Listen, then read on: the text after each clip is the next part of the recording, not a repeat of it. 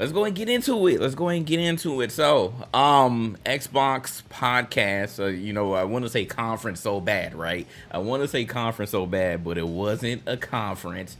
It was just a podcast.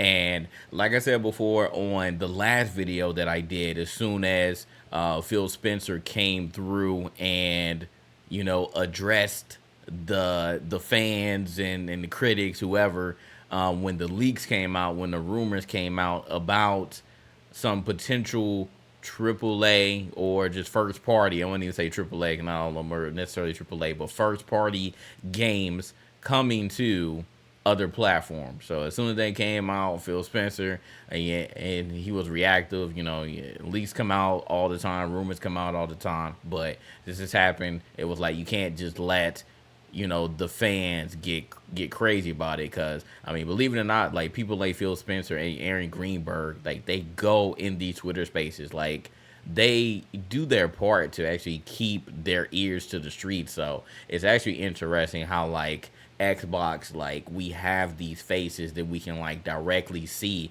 and at some points actually talk to on their side, compared to Sony, where like we don't really know who's really at the top, who's really running things, because there are really no faces over there, and that's the interesting thing that like I feel that people don't talk about. But anyways, going off on a tangent. So Phil Spencer had to address everybody and was like, look, we got the news. Like, we hear you. We got the news coming next week on this podcast on Thursday, 12 p.m. Pacific, 3 p.m. Eastern. Let's get it. So everybody's waiting. The Xbox fans are like, oh my God. Is Xbox going to be no more? Is Xbox going to be no more? Are we going to have no more exclusive? Like, the copium was crazy, bro. They was freaking hyperventilating, doing everything, making all the spaces, talking about they're going to sell their Xboxes, everything, bro. Everything imaginable Xbox fans were doing. It was insane, right? And this was again all over rumors. This is again all over rumors. So everybody was anticipating Thursday, like people making it watch parties. They're doing events. Like I know some people who are at Dice right now, and they're like, "Yo, where are you watching this Xbox podcast?" Like I know multiple people in the industry who are there right now, and they like, yo, I don't care what's going on. I need to take the time to actually sit down and watch this podcast or listen to this podcast, wherever I am. So Thursday came today, and now we heard the podcast. So this it's only 22 minutes long, so I'm glad that it's short. I'm glad that they didn't ramble, yap along with this, like getting straight to the point. So we get over here, right? And I'm gonna play like little parts of the video. I don't want to catch a copyright or whatever. But so they started off, and Phil Spencer got right to it. He's like, "Yo, exclusivity. What are we doing here?" So this is what he said. I might even play it all. So we literally got to the point, and Phil Spencer said that yes, 4 games. I want to say this again: 4 games are confirmed that they are going to other platforms, but he did not mention what games they were. And I'm like, bro, come on now. Like, there were already rumors. Like, when the rumors first came out, they already mentioned games that could potentially be coming out. But the thing that he did confirm, what he did confirm, is that Starfield and Indiana Jones, which isn't even out yet, but those 2 games are not going multi-plat. And the rumors did mention Starfield. They didn't mention Indiana Jones necessarily, but they did mention Starfield potentially going there in the rumors. So that is dispelled. Sony fans, I mean, like we mentioned this before, right? We mentioned this on the last time we talked about this. Starfield has been getting bad reviews, and the Metacritic score isn't the best. And there's something that Bethesda has to work on, because the game is really, to this point, it's still unfinished. So at that point, out of all the Sony fans that were complaining about, not getting Starfield and Starfield not being a multi-plat, now they change their mind. They're like, oh no, the game sucks anyway, so we don't want it. So now you're not getting it anyway. What up, homeless? It's a Sony fan with what Starfield is like, what up, preach? So that's the thing now. So now Sony fans say they don't want it. So you're not getting it anyway. So I guess that's a good thing if you're a Sony fan. I don't know. I don't know if that's a good thing or a bad thing. You're not getting it anyway. So they said Starfield and Indiana Jones aren't there. But Then as soon as Phil Spencer said that, then other articles started coming out, other reports started coming out, and they were still saying that Hi-Fi Rush was going to be one. They were saying that CFD, those two were in the rumors, so they're still saying that those two are going to be in the mix. There's still no confirmation because Phil was like, well, I don't want to take away from the developers. I felt like at this point, Phil should have just said it. It's like if you're going to have this podcast, you know that so many people are going to be tuning in. And the reason why Xbox fans got so upset and thought that it was all over and that the whole exclusivity part on Microsoft was donezo was because of the rumors about potential games, which again, they did list like 4 games that were rumored to come. So you should have just said it. It's like, bro, at the end of the day, like, they're under your umbrella. So what are you afraid of? Like, if they're going to come there, if they're going to come to other platforms, then just let them go. Just tell us.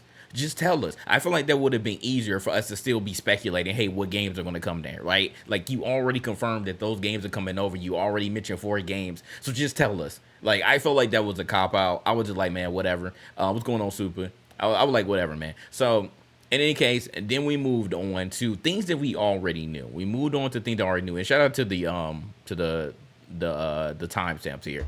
So then Phil, continued to say what I was already saying in the last video, right? Like, Microsoft is in the business of making money, right? And they're doing what I wanted Sony to do years ago. Like, as soon as they started putting their first party titles on or their third party exclusives on PC, and you've seen how well that they sold. Like, people were literally waiting on certain titles to come to the PC. They were like, I'm not getting the Sony console, but I may have missed out on all these, dope franchises. They waited, like, and you've seen the sales skyrocket when God of War went to the PC. Well, I'm not gonna say Horizon. People were excited, but it just came out broken. But The Last of Us, people were excited about that. Spider-Man, like, those games sold well. So I would like, Sony, y'all need to rethink your strategy, because this whole 2-year stuff, I don't think that that's the best idea for you. You need to start thinking about a shorter timeline on that console exclusivity, then bring it to PC faster. So now Sony's trying to change their tune, but again, this isn't about Sony, it's about Xbox. But Xbox is already aware of, like, hey, we have these titles on Xbox and we have them in the Game Pass ecosystem, right? They're in the Game Pass ecosystem. And we're seeing that when titles are on the Game Pass ecosystem and they simultaneously come out on Steam, like, we're not gatekeeping it, we're not holding it within our ecosystem. When we let it go outside and at least go to Steam, we're seeing that they're selling really well. Like, and they mentioned Power World. Power World was a freaking crazy anomaly, right? Like, and I feel like this is going to happen, but I don't think that any game, it's going to take a lot for any game, at least like during the first week or two, that's going to match anything that Power World was doing number-wise. But they saw Power World, like, literally simultaneously launch on Game Pass and Steam, and they were like, yo, like, look at what this is doing, right? Like, yeah, people are getting it on Game Pass because this is technically like a trial, right? Like, it wasn't even the full release. Like, it was really like a Steam. I forgot what exactly the early access. I don't know. I couldn't think of it, but it was early access really on Game Pass, and that typically doesn't happen either. Like, they don't really have early access stuff on Game Pass, but it was really early access when it came out on Game Pass. But it came out on Steam too, and people bought it. People literally bought it. They're like, yo, like, I may not be a part of the Game Pass ecosystem. Like, yeah, I could get it for free, but I'm going to get the Steam version. Like, we've seen people, like, even in GI, like Ethos, the Game Pass Messiah, he freaking got the Steam version. And the main thing about that really made people upset was that the whole crossplay aspect wasn't a thing, right? It wasn't a thing with Power World. And, it can be a thing with other games, but that's been one of my main complaints about the whole Steam and Game Pass thing, because yeah, like, we have the option, but they still aren't talking to each other.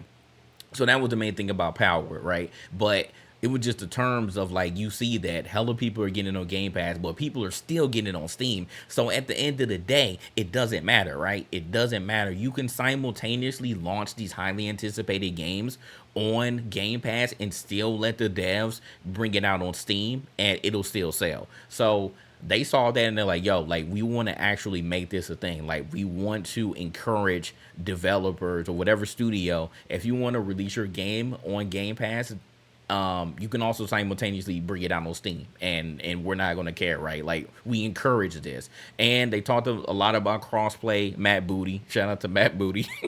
Hey, like, come on, man. Like, this is crazy, man. We really got Bowser on the Nintendo side, and we got Matt Booty over here. How y'all get these last names? Anyway, so Matt Booty was talking about crossplay and cross saves, cross progression. So they were harping on that. But again, we already knew that Microsoft has been very, very friendly with Nintendo. They've been very friendly with Sony. Sony hasn't been friendly with Microsoft. That's really been the thing with a hardcore. So, early on, like when the Fortnite situation came and, crossplay was going on with every single platform, including mobile and even Nintendo Switch, like Sony was like, nah, we don't want y'all to play with us.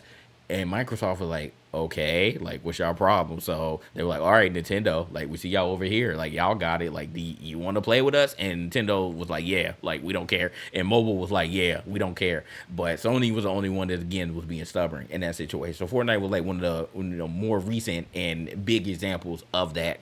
So Microsoft wants to do that, and now they recognize that, hey, like, we have an entire ecosystem with the Game Pass, so we need to be able to talk to the Steam people too, because we don't necessarily have all these people in our ecosystem. So now, like, if you're going to get the game, but you get it on Game Pass, you get to play it essentially for free. Like, we want you to be able to play with your Steam counterparts as well, because essentially it's the same game. So that's some good news, something that needed to happen. So I'm hoping that we get more games that come out later, or even, retroact games like, again, Power World, and make that crossplay a thing, if they're going to go all in on this. Phil Spencer also mentioned the fact that the reason why they are bringing out bringing out these 4 games on other platforms is they want people to come back and invest in the Microsoft ecosystem. And this is what I was talking about before. Like, even though right now Microsoft has not confirmed that they are like going to completely abandon hardware, like, we don't know if there's going to be another Xbox. We don't know if these rumors are true about possibly a handheld. So we don't know for sure, but what we do know for sure is that Microsoft is going all in on their live service, and they're going all in on their software, which is the games. This is the reason why they acquired Blizzard Activision. This is the reason why they acquired Bethesda. This is the reason why they have all these studios under their umbrella now. It's because they know that at the end of the day, people just want to play video games, and Microsoft has been struggling to produce those high-end games that will keep you in the ecosystem. But Game Pass, working with other studios that, again, aren't necessarily under your umbrella or weren't under your umbrella, but now they are. Now everybody gets to be in the Game Pass ecosystem, and now people get a chance to play a lot of these other games that they wouldn't normally play. So that's the thing there. They also confirmed, shout out to Sarah Bond. She's so fine. Sarah Bond confirmed, which again, we already knew. It was just a matter of time, right? Activision Blizzard, their games are going to be coming on the Game Pass. And the first one that's going to be coming on the Game Pass is going to be Diablo 4. So cool. We also, because the DLC is coming up too for Diablo 4, so it makes perfect sense, right? Now you want people to play that. It's going to be the first game that's going to come on Game Pass. There's no confirmation about when Call of Duty is going to come over, if they're going to bring Overwatch over there, and World of Warcraft. I don't know. We don't know about those yet, but Diablo 4 is going to be the first one, so that's cool.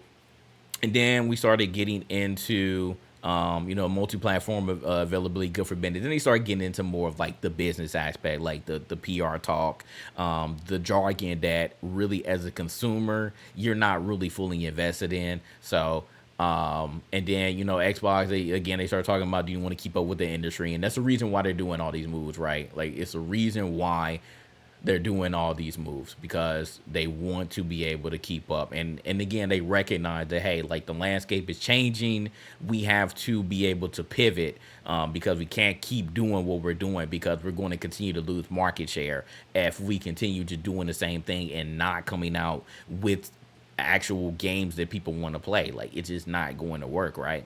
Then, they briefly mentioned gaming communities, and and this is again my problem here. I wish that, because even though Phil Spencer said that right now we're starting off with 4 games that are coming on the Game Pass, he said more will be happening. I mean, 4 games that are coming on multiplat. He said more games are going to be coming out, and I wish that they would have leaned all the way in. I wish that they would have leaned all the way in, but I know why they didn't. I know why they didn't, and it's because again they saw the backlash and they were like, "Yo, I don't think this is the best move right now," or at least to tell everybody that, hey, like, we're completely abandoning exclusivity. Like, because if they did that, then I mean, I don't think it would cause a huge ripple across the video game landscape with consumers and media alike. I don't think it would have caused a large ripple, but it would have had some people butthurt, as obviously you could tell last week. So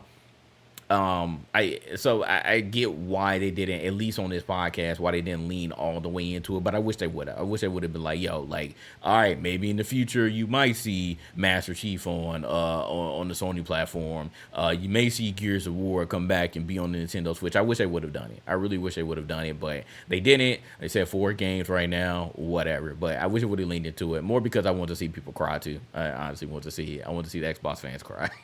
Because it was funny. It was honestly funny. It was funny and sad at the same time last week.